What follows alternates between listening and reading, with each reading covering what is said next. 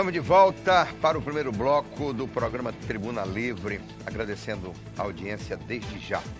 Coronel Narciso fez a pergunta, o senhor também já está no segundo turno, porque só cabe 2. Como é que é a avaliação? Eu vou deixar isso aí para o povo decidir.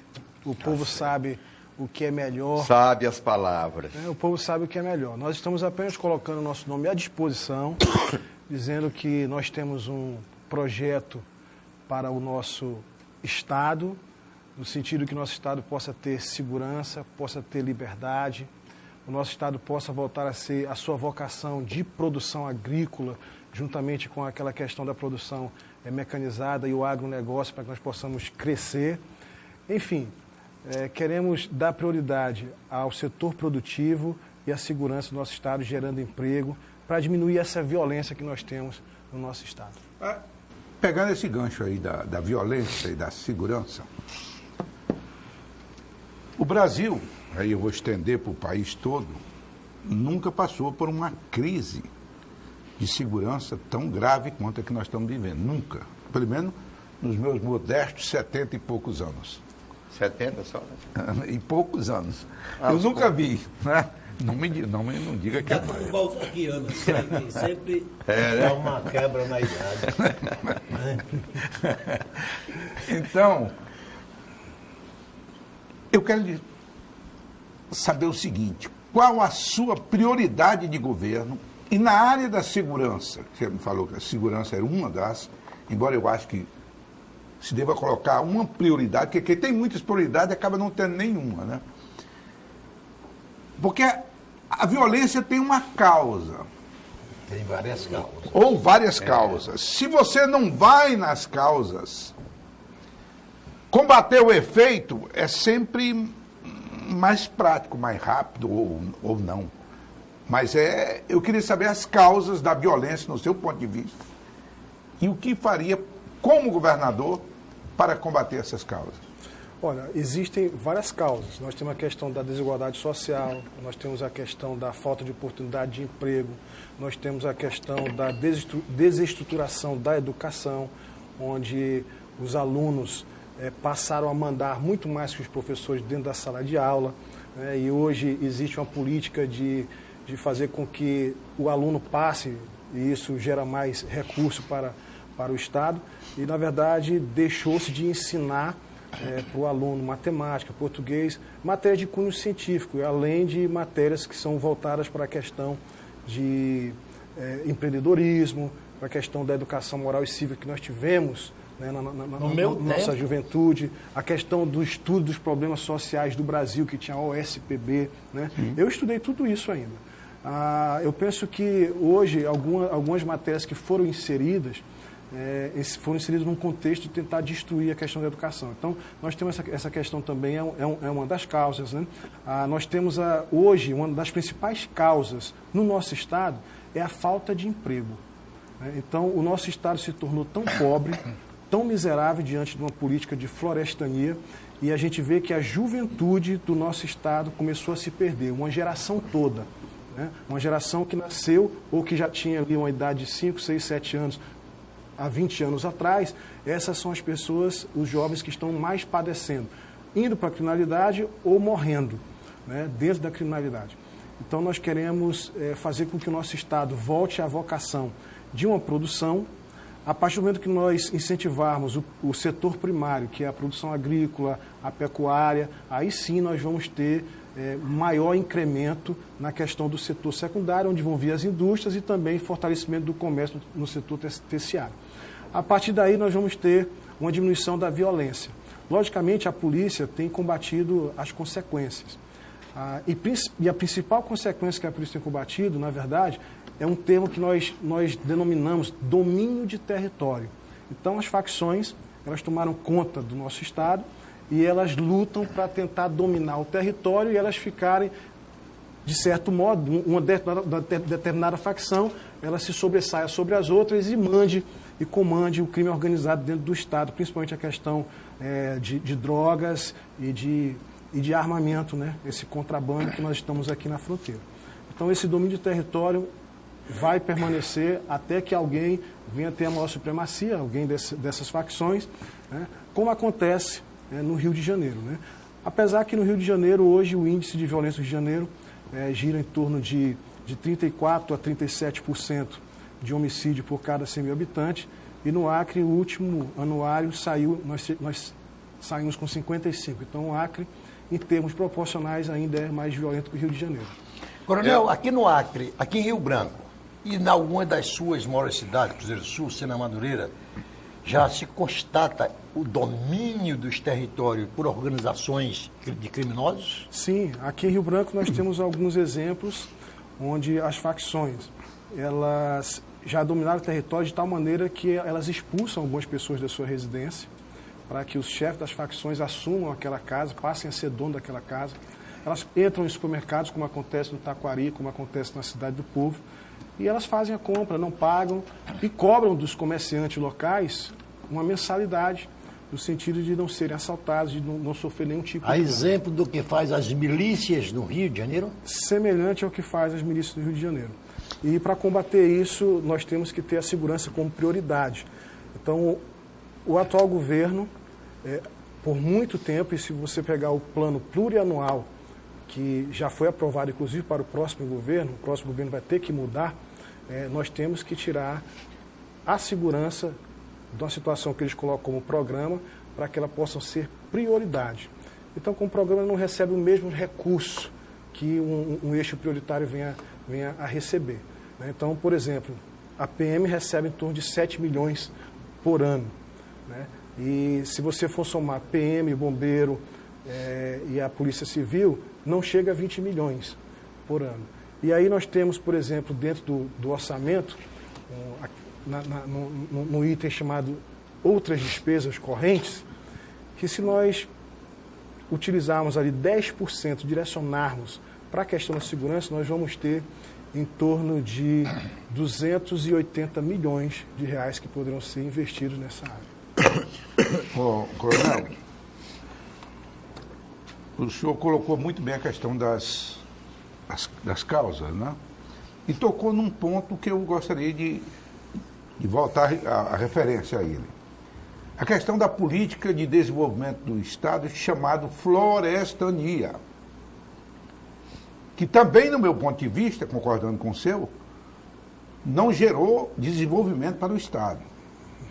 Nós tivemos, e não podemos deixar de reconhecer, que durante esse tempo de administração da Frente Popular do Acre, através da generosidade do presidente Lula, através de muitos empréstimos, próprio FHC, próprio Fernando Henrique Cardoso, eles embelezaram a cidade.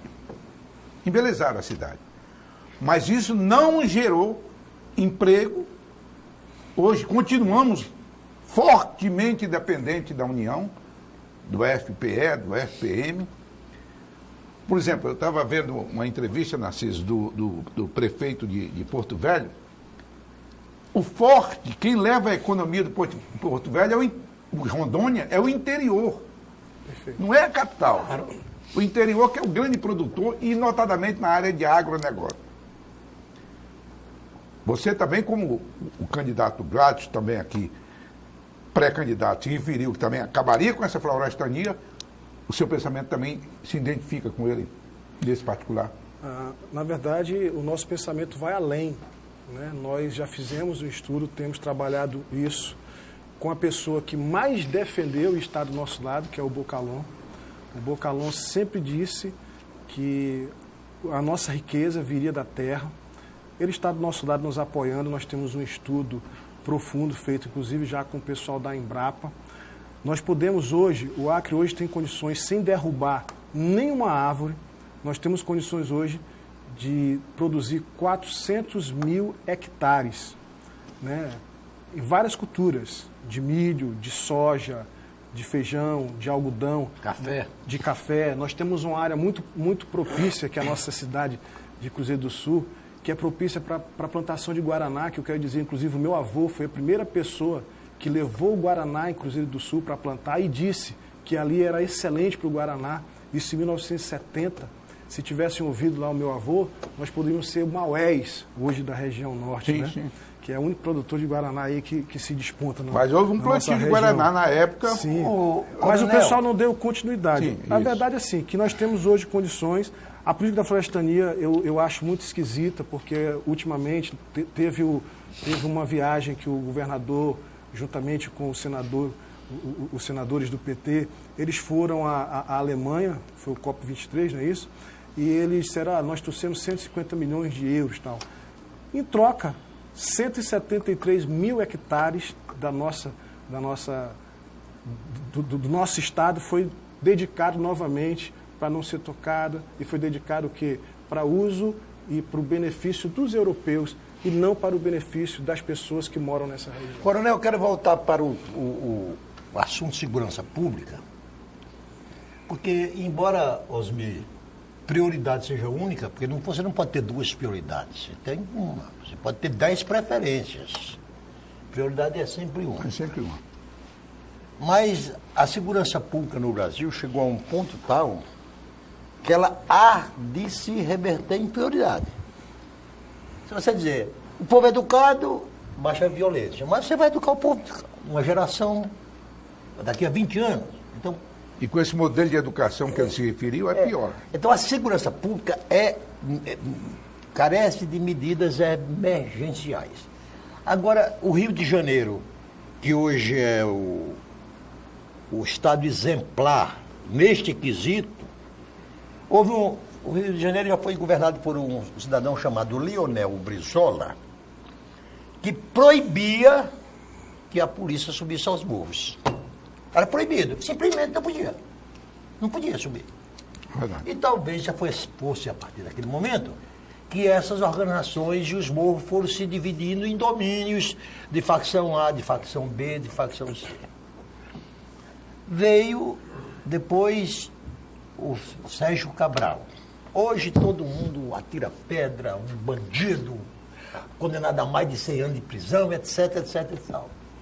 Mas quando ele implantou as tais das UPPs, Unidade de Polícias Pacificadoras, esse foi um dos programas altamente elogiado e resultou num desastre. Recentemente, agora fizeram uma intervenção federal na segurança pública do Estado do Rio de Janeiro.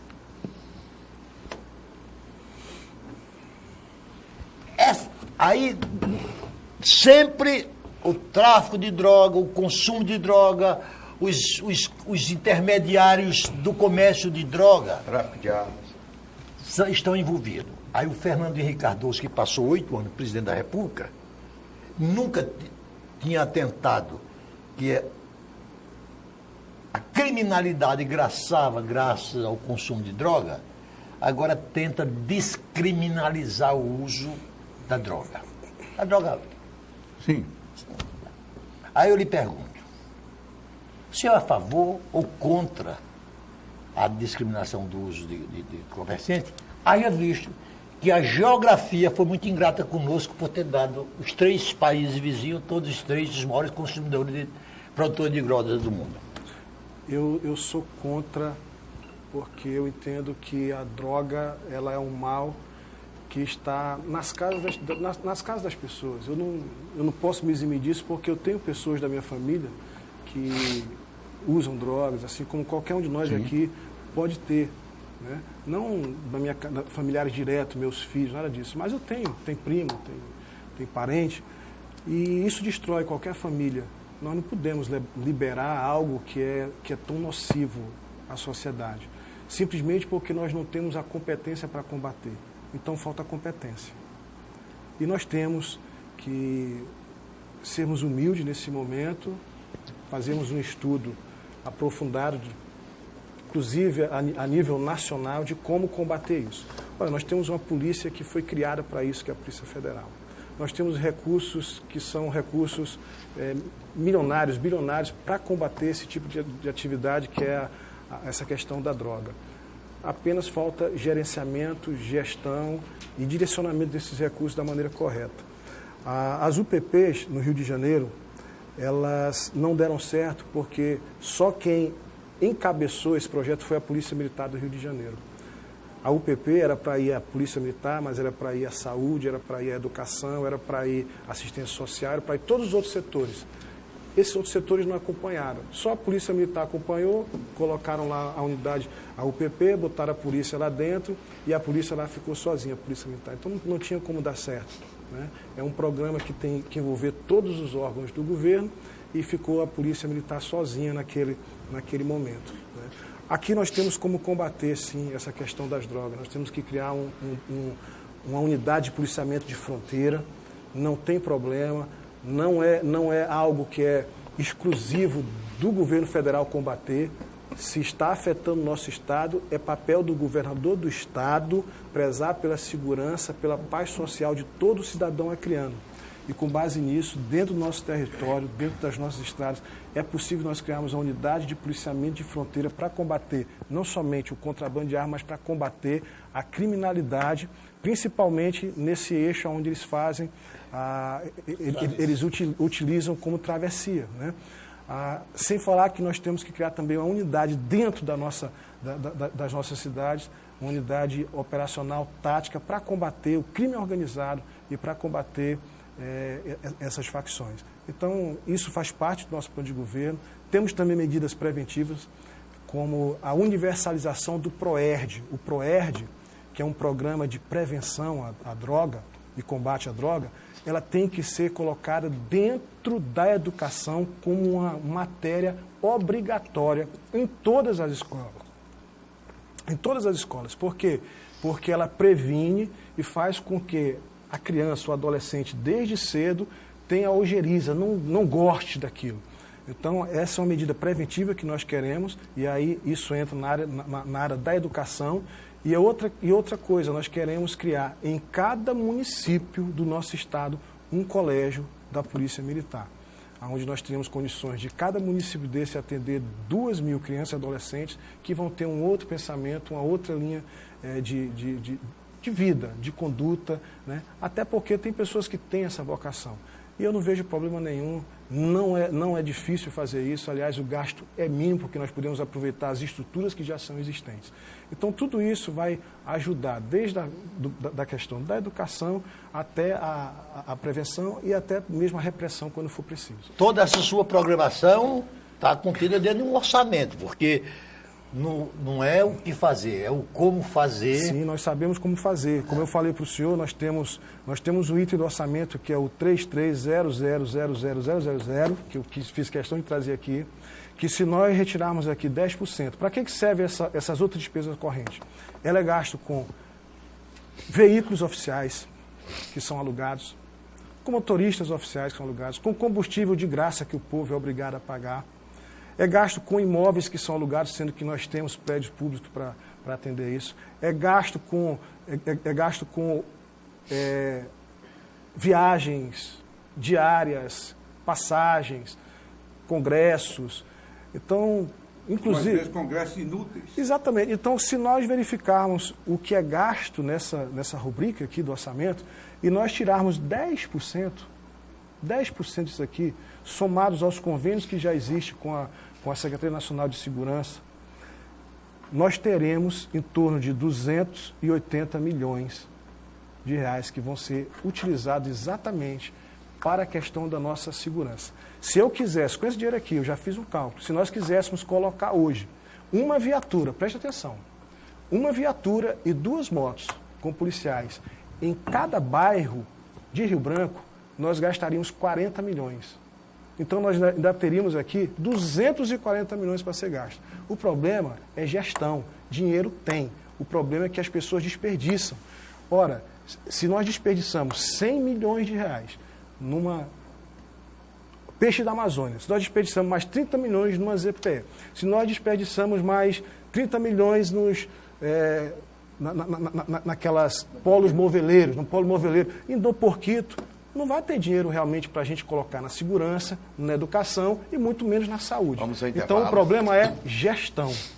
Vamos ao intervalo do primeiro bloco, conversando com o Coronel Ulisses, pré-candidato a governador. Voltamos já para o segundo bloco.